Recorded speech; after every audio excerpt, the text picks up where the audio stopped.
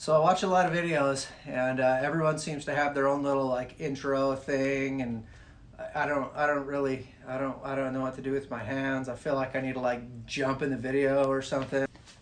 Hey guys, welcome. No, that one's not good. Hey guys. Welcome back to another episode of Two Step Builds. So we're gonna take a look around at what I've done. I'm like standing on leaf springs right now. We're gonna take a look at what we've done real quick. I'm kind of fighting the weather right now. I'm supposed to get a big thunderstorm coming in this afternoon, and I got a couple things I'd like to get painted, leaf springs specifically. So let's take a look around real quick at what we've done, and then we're gonna get right into it.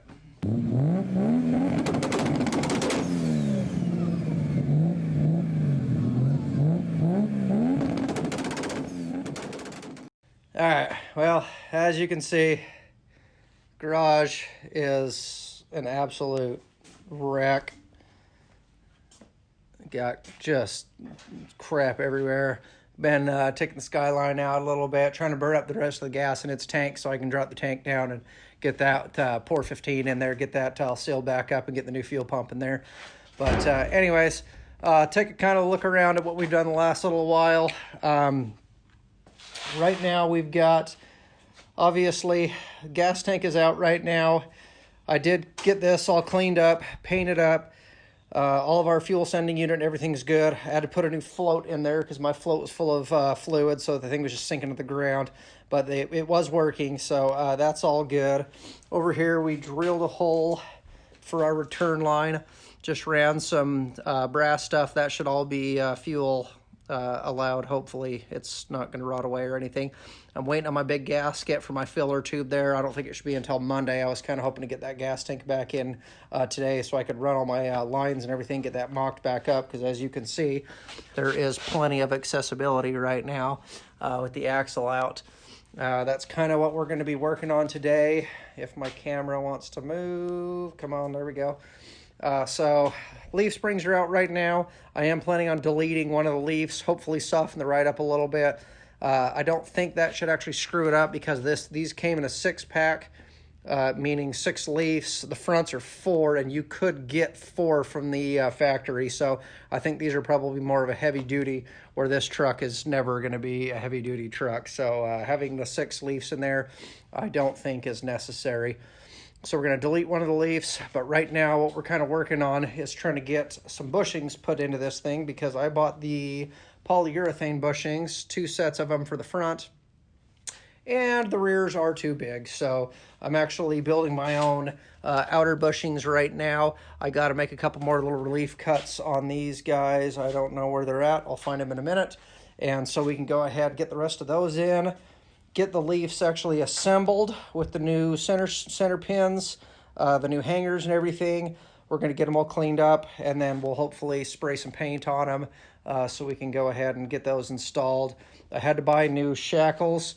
If you guys follow me on Instagram, you see that this literally took me 6 hours, 5 hours, something like that, to get this out. That used to be the bolt head there. I had to grind it, cut it, beat on it, pry on it. It just was not coming out. So I got a couple new shackles. We did get to the junkyard a few days ago, got a new transfer case. That is not the 241 that I wanted. That is a 208, and that is a Charlie, so that is a Chevrolet transfer case. The only real difference is my input splines here are 27, where I need a 23. So I've already went ahead and ordered up my new input shaft. That'll have the 23 spline.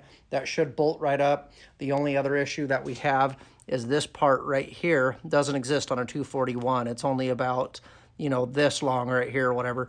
So I'm buying a clocking ring, excuse me, and that should space us out enough, along with some gaskets, that we shouldn't have any issues. So we will need to get a slip yoke drive shaft for this, because the slip yoke eliminators for these are about $400. And if I end up spending $1,200 or $1,500 on this transfer case, I'm going to cry and cry and cry. Anyways, a couple other things that we did get from the junkyard here. We got our new power steering pump. We'll go ahead and tear that one down, rebuild it, new gaskets, everything, get that one cleaned up, painted. We got our new throttle body, so that one is a genuine Holley V8 one there.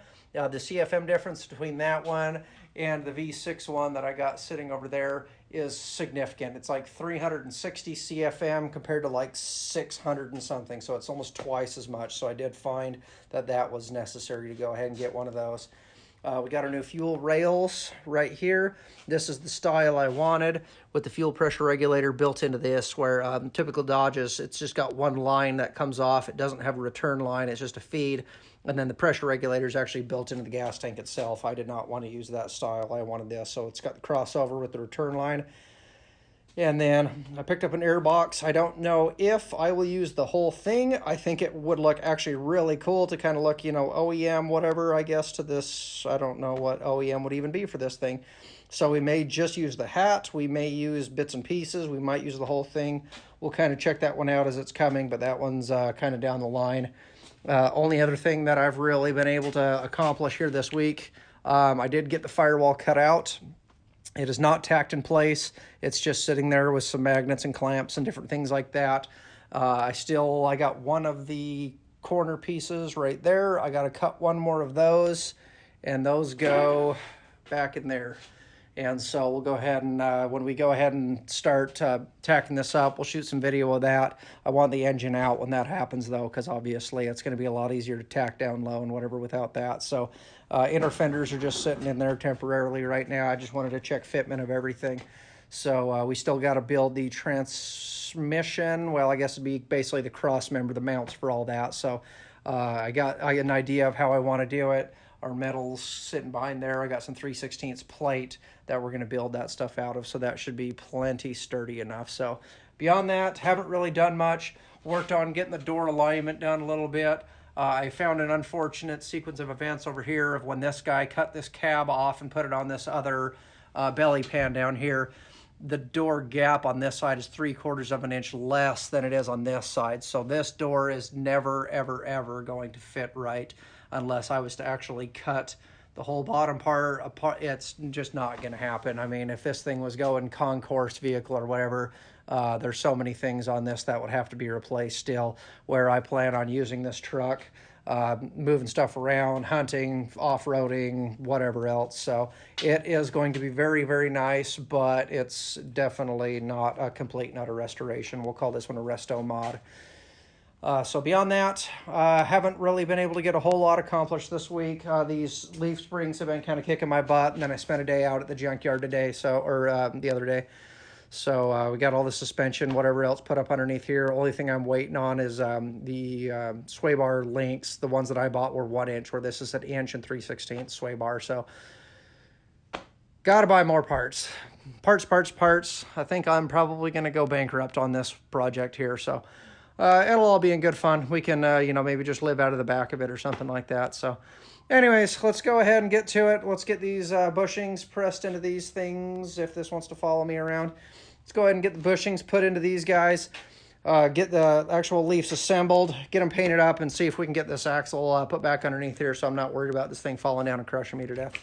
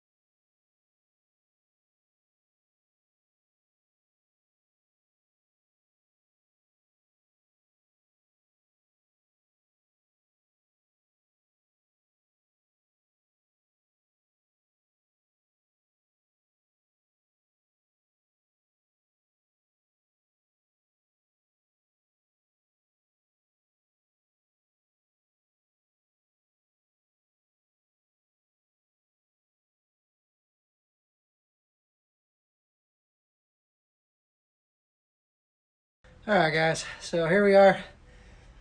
Sweat my butt off. You can see we got the leaf springs all put together. It all built. Got new centering pins, got new straps. I'm not sure exactly what those are called. They kind of hold the leaves from kind of flopping apart on this, I don't know, centering straps or something like that, whatever they're called. Anyways, got them all ready, pretty much ready to paint them, but I don't know if you guys can see outside or not. Here, I'll show you guys what outside is looking like right now. It's not good.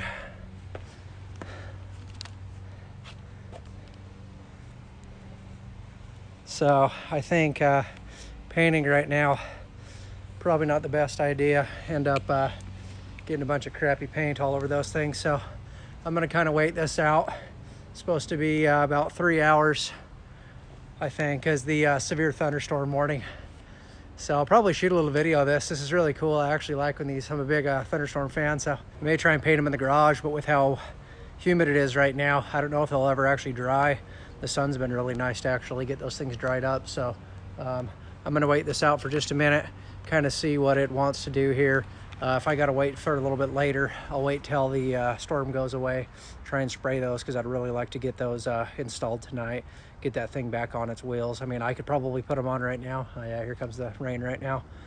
I could probably put them on right now and paint them all on the truck, but where they go into the shackles, and there's a couple of spots where they're kind of hidden, and I'd really like to make sure that those things are covered in a good coat of paint so I don't get any rusting. With how much work I put into them, it'd be a shame just to kind of half, you know what, them now. So anyways, I'm gonna give this a few minutes, kind of see where it goes. If we clear up, cool. If not, we'll get, oh God, look at all that glare in my glasses. If it clears up, cool. If not, then we'll maybe spray them tomorrow, get everything installed at that point. So we'll kind of wait this out for a minute. I'll give you guys an update as soon as I know what's going on.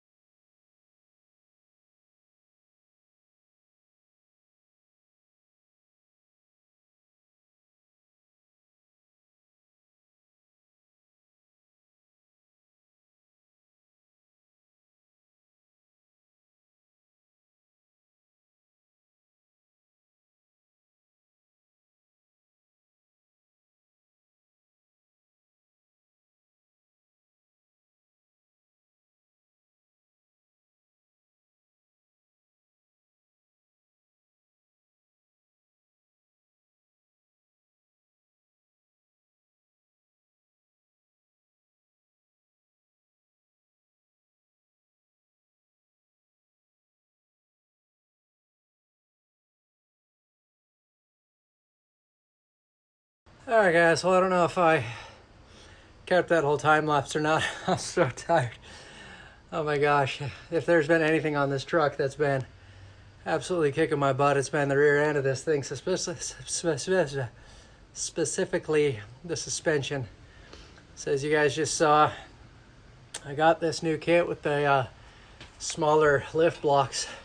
It came with new U-joints or U-bolts, but the threads weren't long enough to actually get, so goes to show not to throw all your old stuff away before you're done. But those old ones, man, the threads were mucked up on it, back and forth and back and forth. One of those threads just wanted to fight me the whole way.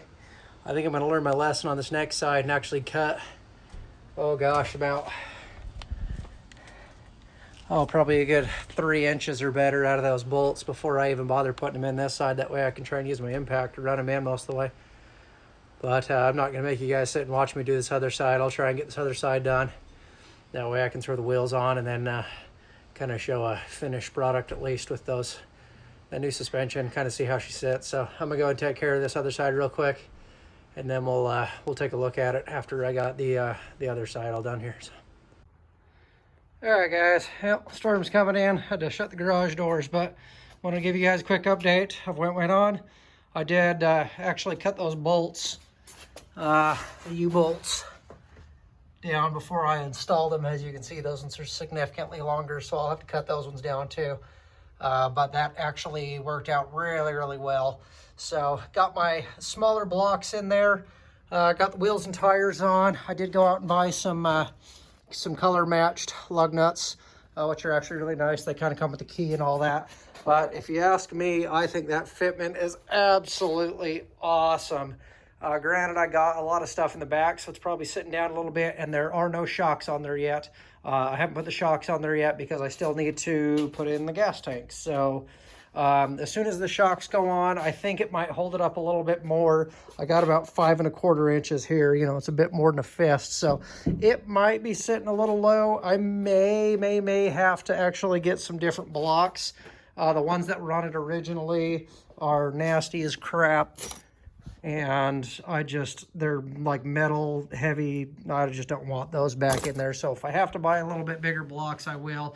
I'm kind of hoping I don't have to, but the one thing that I would think that I may have to is up here in the front, just kind of mocking up the fender. I know for a fact I'm going to have a significant amount more opening in the wheel well here, and honestly I don't know that that'll even bother me as long as the truck sits nice and level when it's on all fours with it's on all fours now, but once all the weight is on the front end, I think it's going to bring the front end down a little bit. I think the shocks in the back will bring it up a little bit, but then the gas tank full of gas is probably going to bring it down. So I'll have to wait till I get everything completely done, see how it looks. If I need to buy some new blocks, that's easy enough. Loosen the U-bolts, slide the new blocks in, tighten back down, because I do have a good almost probably 2 inches of bolt in there still that I can do that. So kind of messing around here, and one thing I ran into, I went and got my new power steering pump, and as you can see, it's now contacting my inner fender. So I'm kind of back and forth on what I want to do. I don't know if they make like relocation kits for these power steering pumps to maybe put it down low, down here. I don't really want it up high. I think that would look crazy. I'd like to just leave it where it's at, because then I can retain the factory belt and all that, because I did buy the big bracket sits up top here, alternator sits over here, and the AC usually sits right about here. But I bought the AC eliminator kit, so it's got just basically a bracket with the pulley on it, so I can still retain my factory belt, which I really wanted to do, but I'm gonna have to kind of fast and pray about this one, because my only thought here is to actually cut the inner fender out to make room for it, and then I can box it in with some sheet metal, weld it in.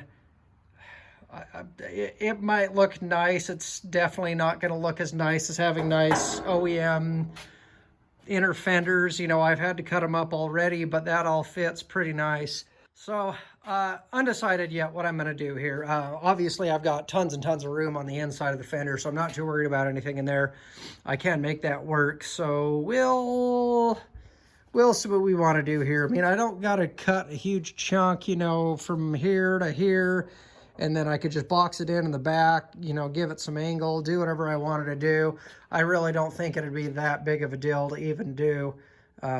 Just not sure exactly what I want to do yet. I am going to look around and see if they got different brackets to mount these things up with. Yeah, I don't know. So with all that being said, I think that's where we're going to go ahead and end the video. I don't want to make this one like 30 minutes long or anything. I'd like to try and start putting these things out maybe around the 15 or 20 minute marker tops. So gonna kind of decide on what we're gonna do with that power steering pump. I think everything looks good here. Hopefully the rest of my parts for the gas tank will be in tomorrow. Anyways, get the gas tank in.